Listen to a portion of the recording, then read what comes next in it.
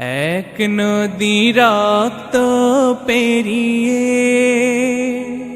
বাংলার আকাশে রক্তিম সূর্য আনলে যায়। Assalamu alaikum. This is Aminul Islam, Assistant Teacher of English, Barhol Ehia High School. Dear students, I am here to take a very important class of class 9 and 10. Dear students, you are still at home for the pandemic situation. We are trying our level best to remission of the year loss for staying at home. I hope this class will be benefited for you. So, no more talk, let's start our class. মানুষ তাদের চিন্তা বা কথাবার্তাকে দুইভাবে প্রকাশ করতে পারে। ইংলিশে এটাকে বলা হয় ডাইরেক্ট, যেটা সরাসরি বলা হয়, পুরোপুরি এক্সপ্রেশন যেগুলোতে অবস্থান করে সেগুলো হলো ডাইরেক্ট, এবং যেটাতে এক্সপ্রেশন থাকে না, শুধুমাত্র বর্ণনা থাকে, এটাকে বলা হয় ইনডাইরেক্ট। তোমরা ঠিকই ধরেছ। Dear students, you are right. Today's topic is speech or narration. So dear students, today's topic is narration or speech. এখানে আমি তোমাদের সুবিধার্থে সরাসরি একটা বাক্য লেখার চেষ্টা করেছি। তো এই বাক্যটা একটা ডাইরেক্ট ন্যারেশনে আছে আর একটা ইনডাইরেক্ট। এটা আছে কি ডাইরেক্ট ন্যারেশনে, এবং এটাকে আমরা করছি ইনডাইরেক্ট। তো এই ডাইরেক্ট থেকে ইনডাইরেক্ট করার যে প্রক্রিয়া, সেটা নিয়ে আমরা আজকে মূলত আলোচনা করব। তো প্রথমেই দেখা যাক ডাইরেক্ট ন্যারেশনের যে বাক্যটা আছে, এই বাক্যটার যে অংশগুলো সেগুলোর সাথে একটু পরিচয় হয়ে নেই। প্রথমে দেখো, এখানে লেখা আছে হাবিব সেইড টু সেলিম, এরপরে একটা ইনভার্টেড কমা দেওয়া আছে, এখানে লেখা আছে আই রোট এ লেটার। এখানে দুইটা অংশ পাচ্ছি আমরা, ঠিক আছে? তো নিয়ম অনুসারে এই অংশটার নাম হচ্ছে রিপোর্টিং ভার্ব, আর REPORTING রিপোর্টিং ভার্ব, এটা হ্যাঁ, REPORTING রিপোর্টিং ভার্ব, এটা না হলো REPORTED রিপোর্টেড,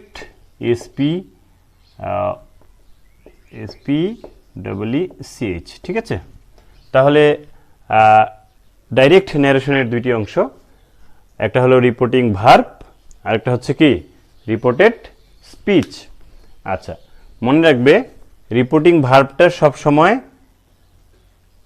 ইনভার্টেড কমার বাইরের অংশটাকে বোঝায়, এবং ইনভার্টেড কমার ভিতরে, দেখো এখানে বাংলায় এগুলাকে বলা হয় উদ্ধরণ চিহ্ন। এই দেখো এখানে একটা চিহ্ন আছে এবং এখানে একটা, এই দুটাকে বলা হয় উদ্ধরণ চিহ্ন বাংলা, ইংলিশে বলা হয় ইনভার্টেড কমা, ঠিক আছে? তো এই রিপোর্টেড স্পিচটা সাধারণত ইনভার্টেড কমার ভিতরে থাকবে, এবং রিপোর্টিং ভার্বটা থাকবে ইনভার্টেড কমার বাইরে, ঠিক আছে?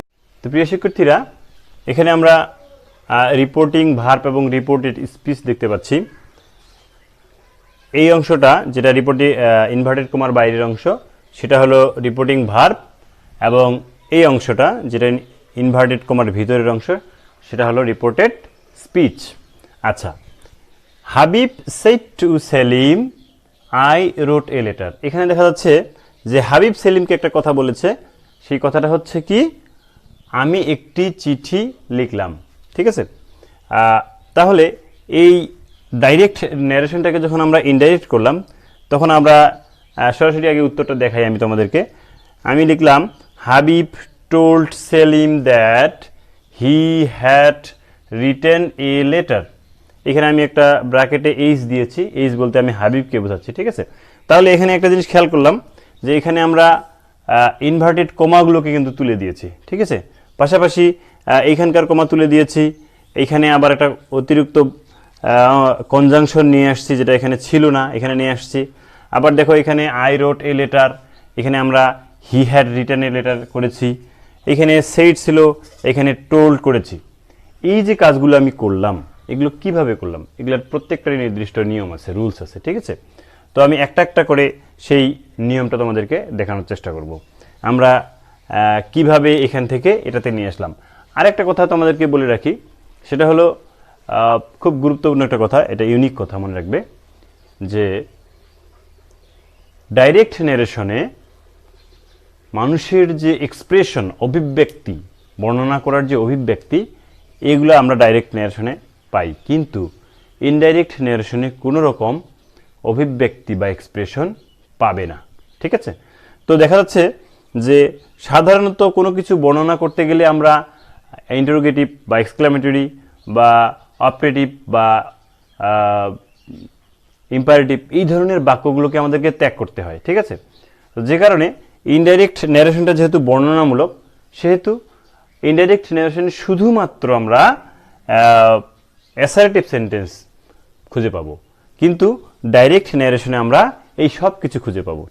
প্রিয় শিক্ষার্থীরা, আমি যে বাক্যটা এখানে লিখেছি সেই বাক্যটার আই রোট এ লেটার, এই যে অংশটা, এটা এখানে গিয়ে I had written a letter, এটা কিভাবে হলো? ঠিক আছে? এটা জানার জন্য আমাদের প্রথমে টেন্স ফাংশন দেখতে হবে। সেই টেন্স ফাংশনটা আমি এখানে দেখাবো এখানে তোমাদের। তার আগে আরেকটা কথা বলে রাখি, এই যে এখানে সেইট বাট সেইটে টোল্ড হয়ে গেল কিভাবে, সেটা কি কারণে হলো, এবং কখন টোল্ড হবে, কখন সেইট হবে, কখন আস্ক হবে, কখন প্রে হবে, এই জিনিসটা আমি দেখাবো। তার আগে আমাদেরকে প্রথমে এই অংশটা দেখে নেই। এই জিনিসটা এইখানে আই রোট এ লেটারটা I had written a letter কীভাবে হলো? আচ্ছা, এর জন্য তোমাদেরকে যেটা দেখতে হবে সেটা হবে তোমাদের প্রথমে টেন্স ফাংশনটা দেখতে হবে। ঠিক আছে? টেন্স ফাংশনটা কীরকম, যে এখানে দেখো আই রোট এ লেটার, এটা পাস্ট ইনডিফিনিট টেন্স ছিল। ঠিক আছে? এখানে গিয়ে দেখো হি হ্যাড রিটেন এ লেটার, এটা যদি খালি শুধু টেন্সের কথাটা যদি আমি একটু চিন্তা করি, তাহলে দেখা যাচ্ছে এখানে ছিল পাস্ট ইনডিফিনিট, এখানে হয়েছে পাস্ট পারফেক্ট। ঠিক আছে? এই যে টেন্সের ফাংশনটা, এটা কিভাবে পরিবর্তন হয়, ডাইরেক্ট ন্যারেশনে কি থাকলে ইনডাইরেক্ট ন্যারেশনে কি হয়, সেটা আমি তোমাদেরকে খুব সংক্ষিপ্ত করে দেখাই দিচ্ছি। দেখো এখানে আমি তোমাদের জন্য একটা পোস্টার বানিয়েছি। আচ্ছা, পোস্টারে ভালো করে লক্ষ্য করো, এখানে লিখেছি আমি টেন্স ফাংশন। ঠিক আছে? এখানে লেখা আছে কি টেন্স ফাংশন। আচ্ছা, টেন্স ফাংশনে দেখা যাচ্ছে যে প্রেজেন্টের 4টা টেন্স দেখো। প্রেজেন্ট ডিফিনিট যদি তোমার এই ইনভার্টেড কমার ভিতরে থাকে, অর্থাৎ ডাইরেক্ট ন্যারেশনে যদি প্রেজেন্ট ডিফিনিট থাকে, তাহলে ইনডাইরেক্টে করতে হবে কি পাস্ট ইনডিফিনিট। মানে এখান থেকে এখানে আসলে কি ধরনের টেন্সের পরিবর্তনটা হয় সেটাই দেখো। এখানে প্রেজেন্ট ডিফিনিট থাকলে পাস্ট ইনডিফিনিট, প্রেজেন্ট কন্টিনিউয়াস থাকলে পাস্ট কন্টিনিউয়াস, প্রেজেন্ট পারফেক্ট থাকলে past perfect, present perfect continuous থাকলে পাস্ট পারফেক্ট কন্টিনিউয়াস পরিবর্তন করতে হবে। এটা গেল প্রেজেন্টের 4টা। এরপরে আছে পাস্টের 2টা। দেখো পাস্ট ইনডিফিনিট যদি থাকে তাহলে হবে পাস্ট পারফেক্ট, যেমন এটাতে ছিল। দেখো এটা ছিল past indefinite I wrote a letter, এখানে হয়েছে হি হ্যাড রিটেন এ লেটার। এখানে PV2 ছিল, এখানে আবার হ্যাড প্লাস PV3, অর্থাৎ পাস্ট পারফেক্ট হয়ে গেছে। তাহলে এটা এই 5 নাম্বার টেন্সের মতো করে পরিবর্তন হয়েছে। পাস্ট ইনডিফিনিট ছিল, হয়েছে কি পাস্ট পারফেক্ট। এরপরে আছে পাস্ট কন্টিনিউয়াস যদি থাকে, তাহলে সেটাকে পরিবর্তন করতে হবে পাস্ট পারফেক্ট কন্টিনিউয়াস, এবং পাস্ট পারফেক্ট থাকলে পাস্ট পারফেক্ট। এটার কোনো পরিবর্তন হবে না। ভালো করে খেয়াল করো, তোমরা এগুলা অবশ্যই তোমাদের যে খাতা আছে সেই খাতায় লিখে রাখবে। পাস্ট পারফেক্ট থাকলে অবশ্যই পাস্ট পারফেক্টই থাকবে, এদের কোনো পরিবর্তন হবে না। আর যদি ফিউচার থাকে তাহলে কি হবে, ফিউচার থাকলে future in the past, that means shall, will, May, can এগুলো যদি থাকে, তাহলে শ্যালের বদলে শুড হয় না, এই শ্যালের বদলেও তোমরা উড লিখবা, উড শ্যালের বদলে উড লিখবা, এবং উইলের বদলে উড লিখবা, মেয়ের বদলে লিখবা মাইট, ক্যানের বদলে হবে কি কুট। এরপরে দেখো স্টার চিহ্ন দিয়ে আমি শেষে 2টা অংশ লিখেছি, এটা খুবই গুরুত্বপূর্ণ, এটাতে তোমরা বারবারই ভুল করে থাকো। যদি এম ইজার থাকে তাহলে হয়ে যাবে কি ওয়াজ ওয়ার, কিন্তু যদি ওয়াজ ওয়ার অলরেডি থেকেই থাকে তাহলে হবে শুধুমাত্র হ্যাড বিন। এখানে অন্য কিছুই না, শুধুমাত্র কি থাকবে হ্যাড বিন লিখতে হবে। আচ্ছা, এটা গেল কি টেন্স ফাংশন। আচ্ছা, এবারে তোমাদের আরও গুরুত্বপূর্ণ কিছু একটা বিষয় দেখাতে হবে, যে কিছু শব্দ থাকে। ঠিক আছে? এইখানে এই শব্দগুলো আবার ডাইরেক্ট ন্যারেশনের যে শব্দগুলো আছে, এগুলো ইনডাইরেক্টে এসে আবার চেঞ্জ হয়ে যায়। এই শব্দগুলো কীরকম পরিবর্তনটা হয় সেটা আমি তোমাদেরকে এখন একটু একটা পোস্টার তৈরি করছি, এটা তোমাদেরকে দেখাচ্ছি। এটা তোমরা অবশ্যই খাতায় লিখে রাখবে, তোমাদের খাতায়। ঠিক আছে? তাহলে তোমরা উপকৃত হবে, অন্যথা এগুলো ভুলে যাবে। দেখো এখানেও আমি একই কাজটা করেছি, যে ডাইরেক্ট ন্যারেশন থাকলে ডাইরেক্ট ন্যারেশনে যদি ডাইরেক্ট এই শব্দটা থাকে তাহলে ইনডাইরেক্টে এই শব্দটা লিখতে হবে। প্রথমে হবে কি দিস থাকলে হবে দ্যাট, দেশ থাকলে হবে দোস, হেয়ার থাকলে হবে দেয়ার, এগো, বিফোর, কাম থাকলে হবে গো। এই কথাটা ভালো করে খেয়াল করবে, কাম থাকলে গো হয়, কিন্তু গো থাকলে কখনো আবার কাম হবে না। এরপর আছে দাস থাকলে সো, হাইদার থাকলে দাইদার, টুডে থাকলে দ্যাট ডে, ঠিমাও থাকলে দ্য নেক্সট ডে বা দ্য ফলোয়িং ডে, ইয়েস্টারডে থাকলে the previous day, last month থাকলে দ্য প্রিভিয়াস মান্থ, টুনাইট থাকলে দ্যাট নাইট, লাস্ট নাইট থাকলে the previous night, next day next week থাকলে the following week, now থাকলে then. এটা হলো তোমাদের ওয়ার্ড ফরমেশন, যেটা ওয়ার্ড ফাংশন। যদি ডাইরেক্ট নারেশন এই শব্দগুলো থাকে, আমরা ইনডাইরেক্টে কি করব, এই শব্দগুলো পরিবর্তন করে দেবো। দ্যাট মিনস এই বাক্যের মধ্যে এই ইনভার্টেড কমার ভিতরে যদি এই ধরনের কোনো শব্দ থাকে, তাহলে এখানে এসে এই শব্দগুলো এই যে ইনডাইরেক্ট আছে এরকম করে পরিবর্তিত হয়ে যাবে। ঠিক আছে, তাহলে এটা গেল ওয়ার্ড ফরমেশন বা ওয়ার্ড ফাংশন। এবারে তোমাদেরকে আমি দেখানোর চেষ্টা করব যে কনজাংশনটা, আমরা এখানে ইনভার্টেড কমাটা তুলে দিয়ে এখানে আমরা একটা কনজাংশন দিয়েছি। ঠিক আছে, তাহলে কোন বাক্যের ক্ষেত্রে বা কখন আমরা কনজাংশনটা কি বসাবো, এটা পাশাপাশি আমরা কখন সেইটাকে টোল্ড করব, কখন আস্ক করব, এই জিনিসটা আমি এবার সংক্ষিপ্ত আকারে দেখাবো। ঠিক আছে, তো এই 5 প্রকারের বাক্য যদি আমরা চিনতে না পারি, তাহলে কিন্তু আমরা ইনডাইরেক্ট ন্যারেশনে আমরা ভালো করতে পারবো না। কারণ এই বাক্যের উপর ডিপেন্ড করে রিপোর্টিং ভার্ব, কনজাংশন ইত্যাদি পরিবর্তন করতে হয়। তো চলো প্রথমে আমরা দেখে নেই এই 5 প্রকারের বাক্য, অর্থগত দিক থেকে 5 প্রকারের বাক্য আমরা সহজে কীভাবে চিনব। আচ্ছা দেখো, এখানে আমি 1 নাম্বার দিয়েছি, ভালো করে খেয়াল করো। মার্ক মানে হচ্ছে চিহ্ন। এখানে দেখবা কোনো একটা বাক্য এই শুধুমাত্র ফুল স্টপ দিয়ে শেষ হয়। ঠিক আছে, কোনো একটা বাক্য দেখবা যে এইরকম একটা চিহ্ন দিয়ে শেষ হয়। কোনো একটা বাক্য শুরুতে এরকম পাবা, ভার্ব দ্বারা শুরু হবে, অথবা লেট দ্বারা শুরু হবে, অথবা প্লিজ দ্বারা শুরু হবে। কোনো কোনো বাক্যের ক্ষেত্রে দেখবা প্রেইড অথবা উইশ বোঝাচ্ছে, কোনো বাক্যটা দ্বারা প্রার্থনা অথবা কোনো ইচ্ছা সূচক কথা বোঝা যাবে। আর কোনো একটা বাক্য দেখবা যে এইভাবে শেষ হয়। ঠিক আছে, এইটা কি, এটা এক্সক্লেমেশন চিহ্ন। তাহলে দেখা যাচ্ছে যে বাক্যটা ভার্ব, লেট বা প্লিজ ইত্যাদি দ্বারা শুরু হবে না, সাধারণভাবে স্টেটমেন্ট হবে, কিন্তু শেষ হবে এরকম একটা চিহ্ন দ্বারা। তাহলে এই বাক্যটা হবে কি, অ্যাসারেটিভ সেন্টেন্স। ঠিক আছে, বা অ্যাসারেটিভ বাক্য। এরপরে কোনো একটা বাক্য তোমরা চোখ বন্ধ করে এটা খুব ভালো করে চেনো সবাই, আমার মনে হয় না যে তোমাদের মধ্যে এই চিহ্নটা কেউ চেনে না, সবাই চেনে। তাহলে এইরকম চিহ্ন থাকলে এটা অবশ্যই আমরা বলবো কি, ইন্টারোগেটিভ বাক্য। এরপরে 3 নম্বরে দেখো, যদি বাক্যটা ভার্ব দ্বারা শুরু হতে পারে, লেট দ্বারা শুরু হতে পারে, প্লিজ দ্বারা শুরু হতে পারে। ভার্বের মধ্যে আবার দেখো ডু দ্য ওয়ার্ক অথবা ডোন্ট ডু দ্য ওয়ার্ক, দুইটাই কিন্তু ভার্ব। ঠিক আছে, আমি এখানে মনে এটা কমন হিসেবে নিলাম। ভার্ব দ্বারা শুরু হতে পারে, লেট দ্বারা শুরু হতে পারে, অথবা প্লিজ দ্বারা শুরু হতে পারে। এই বাক্যটা হবে কি, ইম্পারেটিভ বাক্য। ঠিক আছে, এরপর আমি তোমাদেরকে এখান থেকে ওই দিকে এখনো দেখতে বলি নাই, শুধু তোমরা এতটুকু লক্ষ্য রাখো যে কোন চিহ্ন, মানে কিভাবে আমরা সহজে বাক্যগুলো চিনব। ঠিক আছে, আশা করি তোমরা খুব সহজে বাক্যগুলো চিনতে পারবে। এরপরে দেখবা প্রেইড অথবা উইশড বোঝাচ্ছে, কোনো একটা বাক্য দ্বারা প্রে অথবা প্রার্থনা করা বোঝাচ্ছে, অথবা ইচ্ছা এরকম বোঝাচ্ছে। ঠিক আছে, তাহলে এটা হবে কি, অপটেটিভ বাক্য। এবং এইরকম চিহ্ন দ্বারা যে বাক্যগুলো শেষ হবে বা যে বাক্যের মধ্যে এরকম চিহ্নটা আমরা পাবো, সেটা নিঃসন্দেহে বলবো কি, সেটা এক্সক্লামেটরি সেন্টেন্স। ঠিক আছে, তাহলে আমরা assertive sentence, interrogative, imperative, operative এবং এক্সক্লামেটরি এই 5 প্রকারের সেন্টেন্স আমরা খুব সহজেই আইডেন্টিফাই করতে পারবো। এরপরে আসি কনজাংশন। রিপোর্টিং ভার্বে আমরা যখন ডাইরেক্ট ন্যারেশন থেকে ইনডাইরেক্ট করি, তখন আমাদের যে কনজাংশনটা প্রয়োজন হয়, যেমন আমি একটু আগে বলেছিলাম, যে উদাহরণটা তোমাদের খাতায় অলরেডি লেখা আছে, সেই উদাহরণটা লেখা, এখানে লেখা আছে এভাবে যে Habib said to Selim I wrote a letter. উত্তরে লেখা আছে Habib told Selim that he had written a letter. এই যে হাবিব টোল্ড সেলিমের পরে দ্যাট যে লিখেছি আমি, এই দ্যাটটাই হচ্ছে কনজাংশন। ঠিক আছে, তাহলে ইনডাইরেক্ট ন্যারেশনে এই কনজাংশনটার প্রয়োজন হয়। তো এই কনজাংশনটা আসে মূলত এই 5 প্রকারের যে বাক্য আছে, এই 5 প্রকারের বাক্যের উপর ডিপেন্ড করেই এই কনজাংশনগুলো আসে।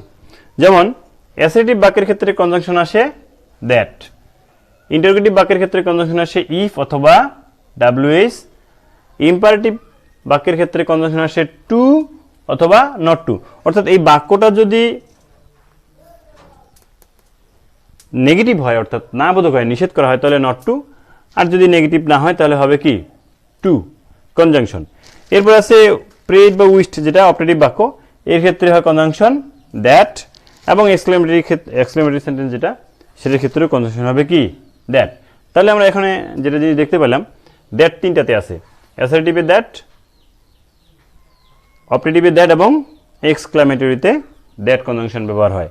আর ইন্টারোগেটিভে ইফ অথবা ডাব্লিউএস, যদি বাক্যটা ডাব্লিউএস যুক্ত হয়, প্রশ্নবোধক বাক্য যেটা বলবে সেটা যদি ডাব্লিউএস যুক্ত হয় তাহলে ডাব্লিউএস থাকবে, না থাকলে শুধুমাত্র ইফ। আচ্ছা, এরপরে ইম্পারেটিভের কথা তো বলেই দিলাম, টু অথবা নট টু।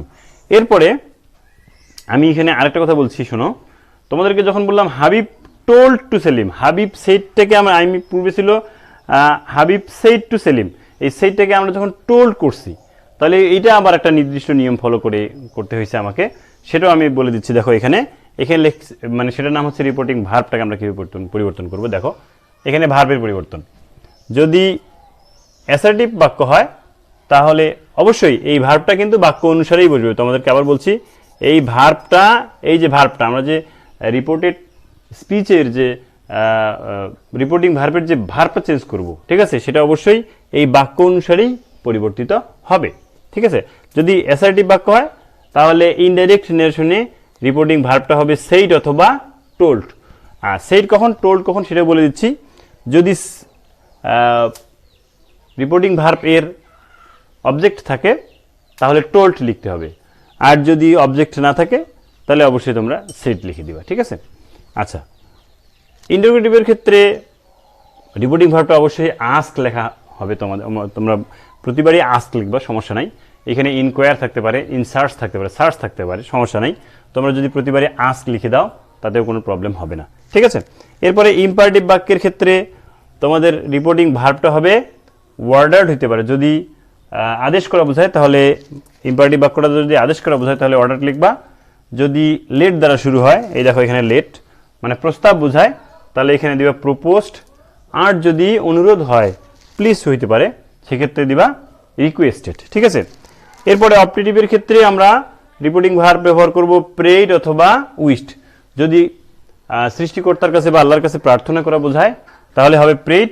আর যদি তোমার মঙ্গল হোক বা তুমি দীর্ঘজীবী হও, এই ধরনের যদি ইচ্ছা প্রকাশ করে, মনের ইচ্ছা ভাব, তাহলে এখানে দিবা উইশড। ঠিক আছে, এরপরে আছে এক্সক্লেমেটরি সেন্টেন্স।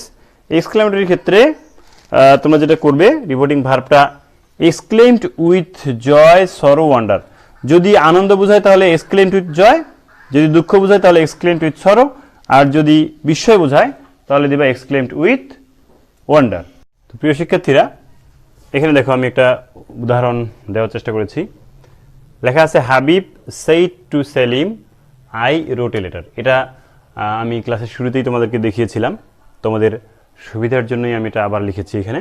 তাহলে এবার দেখি, আমি অ্যাসার্টিভ সেন্টেন্স, অর্থাৎ এটা দেখো ফুল স্টপ দ্বারা শেষ হয়েছে। ঠিক আছে, এটা হলো কি ফুল স্টপ দ্বারা শেষ হয়েছে অ্যাসার্টিভ সেন্টেন্স। এটার কনজাংশন হবে দ্যাট, রিপোর্টিং ভার্ব হবে সেট অথবা টোল্ড। আচ্ছা, তাহলে একটু নিয়ম অনুসারে ফলো করার চেষ্টা করি। ইনডাইরেক্ট নারেশনে তাহলে আমরা দেখব কিভাবে। এখন হাবিব দিলাম, হাবিব, এবারে রিপোর্টিং ভার্বের পরিবর্তনটা করব। ঠিক আছে, তাহলে এখানে রিপোর্টিং ভার্ব কি আছে, সেইড অথবা টোল্ড। যদি বাক্যটা হয় অ্যাসার্টিভ বাক্য তাহলে সেইড অথবা টোল্ড। সেইড কখন হবে, টোল্ড কখন হবে, আমি একটু আগে বলেছিলাম। যদি সেইড, যেমন Habib said I wrote a letter, এইরকম যদি থাকতো, মনে করো টু সেলিম কথাটা না থাকতো, তাহলে আমরা এখানে সেইডের বদলে সেইডই রাখতাম। কিন্তু টু সেলিম থাকার ফলে আমরা এখানে টোল্ড লিখতে হবে। তাহলে হাবিব লিখলাম, হাবিব টোল্ড সেলিম। কাকে বলেছে? সেলিমকে বলেছে। তাহলে আমরা এইটার কাজ শেষ করে ফেললাম। এরপরে আসে কনজাংশনের কাজ। ঠিক আছে, তাহলে কনজাংশন আমি বলেছিলাম যদি অ্যাসার্টিভ বাক্য হয় তাহলে কনজাংশন হবে কি দ্যাট। তাহলে এখানে আমরা যেহেতু এই বাক্যটা অ্যাসার্টিভ, তাই কনজাংশন আমরা নিলাম এখানে দ্যাট। এরপরে টেন্স ফাংশনে আমাদেরকে আসতে হবে। আচ্ছা, এখানে তোমাদের অনেক কিছু বলার পাশাপাশি আমাদের আরেকটা খুব গুরুত্বপূর্ণ কথা এখানে এসে বলবো, আমি অনেক আগেই ঠিক করে রেখেছিলাম। সেটা অবশ্যই তোমরা তোমাদের যে এক্সারসাইজ পেপার বা খাতা আছে সেই খাতায় লিখে রাখবে। দেখো আমি একটু পড়ে শোনাই। রিপোর্টেড স্পিচের ফার্স্ট পারসন, রিপোর্টিং ভার্ব এর সাবজেক্ট এবং রিপোর্টেড স্পিচ এর সেকেন্ড পারসন রিপোর্টিং ভার্ব এর অবজেক্ট অনুসারে পরিবর্তিত হয়। আচ্ছা, এই কথাটা আশা করি তোমরা অত সহজে বুঝবে না, আমি একটু দেখাইয়া দিলে বুঝবে। প্রথমে দেখিয়ে দিই, বলছে রিপোর্টেড স্পিচ এর ফার্স্ট পার্সন। আচ্ছা, তাহলে রিপোর্টেড স্পিচ কোনটা বলো তো? এটা রিপোর্টেড স্পিচ, তাই না? আর এইটা হচ্ছে রিপোর্টেড স্পিচ। আচ্ছা, রিপোর্টেড স্পিচের ফার্স্ট পার্সন কোনটা বলো তো? এই যে আই ফার্স্ট পার্সন কিনা, ঠিক আছে? আচ্ছা, বলছে রিপোর্টেড স্পিচের ফার্স্ট পার্সন, তাহলে রিপোর্টেড স্পিচের ফার্স্ট পার্সন এটা। এখন রিপোর্টিং ভার্ব এর সাবজেক্ট, তাহলে এইটা যদি রিপোর্টিং ভার্ব হয় তাহলে এর সাবজেক্ট হচ্ছে কি? হাবিব। এইটুকুই শেষ করি আমি আগে, তাহলে এইটুক বলছে। এখন রিপোর্টেড স্পিচের সেকেন্ড পার্সন তো এখানে নাই, সেকেন্ড পার্সনের কথা আমি আর বলবো না। বলছে অনুসারে পরিবর্তিত হয়, তাহলে আমি বলছি রিপোর্টেড স্পিচের ফার্স্ট পার্সন রিপোর্টিং ভার্ব এর সাবজেক্ট অনুসারে পরিবর্তিত হয়। আমি সেকেন্ড পার্সনের কথা আসিনি এখনো। তাহলে কি ধরনের পরিবর্তনটা হয় এখন আমি এই কথাটা বলে রাখি, তাহলে মনে রাখবে যে রিপোর্টেড স্পিচের ফার্স্ট পার্সন, তাহলে এটা যদি ফার্স্ট পার্সন তাহলে এটা অনুসরণ করবে কাকে? এই হাবিবকে। কারণ এটা কি রিপোর্টেড স্পিচ, এই অংশটা এটার ফার্স্ট পার্সন অনুসরণ করবে সাবজেক্টকে, তাহলে সাবজেক্ট অনুসারে এর পরের অংশটা বসবে। এখন কি কি জিনিস অনুসরণ করবে সেটা একটু জানার বিষয় বা দেখার বিষয়। তাহলে রিপোর্টেড স্পিচের ফার্স্ট পার্সন এই রিপোর্টিং ভার্বের কি কি অনুসরণ করে দেখো। এক নম্বরে নাম্বার, দুই নম্বরে GENDER জেন্ডার, তিন নম্বরে পার্সন PERSON পার্সন, এই তিনটা জিনিস অনুসরণ করবে। তাহলে রিপোর্টেড স্পিচের ফার্স্ট পার্সন রিপোর্টিং ভার্বের নাম্বার, জেন্ডার এবং পার্সন অনুসারে পরিবর্তিত হবে। অর্থাৎ এখন আমি ওই জিনিসটা খেয়াল করি, দেখো এখানে বলছি তাহলে হাবিব টোল্ড সেলিম দ্যাট, তাহলে আমরা এখন আই আছে, আই হাবিব অনুসারে পরিবর্তিত হবে। এই হাবিব কথাটা এই বাক্যের মধ্যে আমি একবার ব্যবহার করেছি, ফলে আমি আর দ্বিতীয়বার এটা ব্যবহার করতে পারবো না। ফলে হাবিবের প্রোনাউন হিসেবে আমাকে নিতে হবে কি? হি, ঠিক আছে? কিন্তু এই হিটা সেলিমকেও বোঝাইতে পারে বা হাবিবকেও বোঝাইতে পারে, যে কারণে আমি এখানে সংক্ষিপ্ত ওয়ার্ড এই হাবিবের এইজটা আমি এখানে দিয়ে দেবো, ঠিক আছে? তাহলে আমরা এই হিটা নিলাম এই হাবিব অনুসারে, তাই না? এরপরে আমি বলছি আই রোট এ লেটার, এটা আবার পাস্ট ইনডিফিনিট টেন্স। এখানে আমি টেন্স ফাংশনে তোমাদেরকে দেখিয়েছি পাস্ট ইনডিফিনিট টেন্স থাকলে এটা হয় পাস্ট পারফেক্ট টেন্স। তাহলে পাস্ট পারফেক্ট টেন্সের স্ট্রাকচার হচ্ছে subject plus had plus PV3, তাই না? তাহলে এখন লিখতে হবে হাবিব, এখানে লিখতে হবে কি? হি, তাহলে হ্যাড, রোট, রাইট, রোট, রিটেন, তাহলে হবে কি? WRITTEN, written. আচ্ছা, এখানে আমি এই জিনিসটা মিশিয়ে দিলাম, তাহলে হি হ্যাড রিটেন, অতিরিক্ত অংশ হিসেবে আছে কি? A letter. তাহলে এবার আমরা দেখতে পাচ্ছি, দেখা যাচ্ছে যে Habib told Selim that he had written a letter. আমি এখানে টোল্ড কিভাবে পরিবর্তিত হয়েছে সেটা দেখিয়েছি, কনজাংশনটা কিভাবে পরিবর্তিত হয়েছে সেটা দেখিয়েছি, হিটা কোথা থেকে আসলো সেটা আমরা এই লাইন থেকে বুঝতে পারি, এইজ কেন দিছি সেটা আমরা এই হাবিবের এইজ এটা দেখিয়ে দিচ্ছি, এবং রোডটাকে হ্যাড রিটেন কিভাবে করলাম সেটাও আমরা কিন্তু টেন্স ফাংশনে তোমাদেরকে দেখিয়ে দিলাম। আচ্ছা, এই যে পুরো প্রসেসটা, এই প্রসেসটা এখান থেকে এতটুকু আসার প্রসেসের জন্য আমি তোমাদের এতক্ষণ থেকে যে জিনিসগুলো একের পরে এক দেখিয়ে দিলাম, সেই জিনিসগুলো যদি তোমরা সুন্দরভাবে মুখস্থ রাখতে পারো তাহলেই কিন্তু তোমরা খুব সহজেই ডাইরেক্ট ন্যারেশন থেকে ইনডাইরেক্ট করতে পারবে। আচ্ছা, তাহলে আমরা আরেকটা উদাহরণ দেওয়ার আগে আমি এই কথাটা আমি তোমাদের বলছি, রিপোর্টেড স্পিচের ফার্স্ট পার্সন রিপোর্টিং ভার্বের সাবজেক্ট অনুসারে পরিবর্তিত হয়, এতটুকু বললাম, ঠিক আছে? এর পরের অংশটা যে আছে, এবং রিপোর্টেড স্পিচের সেকেন্ড পার্সন রিপোর্টিং ভার্ব এর অবজেক্ট অনুসারে পরিবর্তিত হয়, এই কথাটা বোঝানোর জন্য আমি আরেকটা উদাহরণ দিব এখানে, ঠিক আছে? তাহলে চলো একটা উদাহরণ দেখা যাক। তো প্রিয় শিক্ষার্থীরা, আমি এখানে আরেকটা উদাহরণ লেখার চেষ্টা করেছি। দেখো এখানে লেখা আছে হাবিবা, নামটা ভালো করে খেয়াল করবে, এর পূর্বে ছিল হাবিব, এবার কিন্তু আমি হাবিবা লিখেছি, মানে মেয়ে মানুষ। Habiba said to me, Habiba আমাকে বলল, ইউ আর এ ডক্টর নাও, তুমি এখন একজন ডক্টর। তাহলে আমরা যেহেতু এটা অ্যাসার্টিভ সেন্টেন্স, তাহলে এই নিয়ম অনুসারে আরেকবার করে দেখি। তাহলে আমাদের ইনডাইরেক্ট করতে গেলে প্রথমে আসে হাবিবা, তাহলে দিব কি? টোল্ড মি, হাবিবা আমাকে বলল, কনজাংশন দিব কি দ্যাট, নিয়ম অনুসারে কি এটা অ্যাসার্টিভ সেন্টেন্সের কনজাংশন হবে কি দ্যাট।